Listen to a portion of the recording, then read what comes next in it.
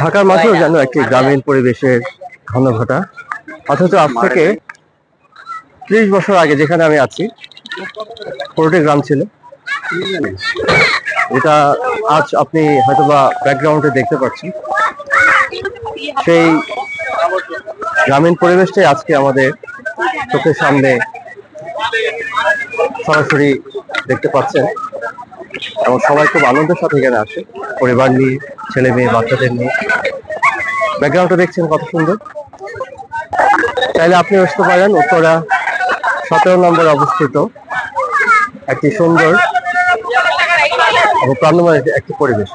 এখানে আপনি পেয়ে যাবেন বোটিং, সাইকেলিং এবং মেলার মতো বিভিন্ন ধরনের খাবার এখানে রয়েছে। এখানে দেখতে পাচ্ছেন, দেখেন একটি লেকের মতো রয়েছে যেখানে সুন্দরভাবে সবাই বোটিং করছে। ধন্যবাদ।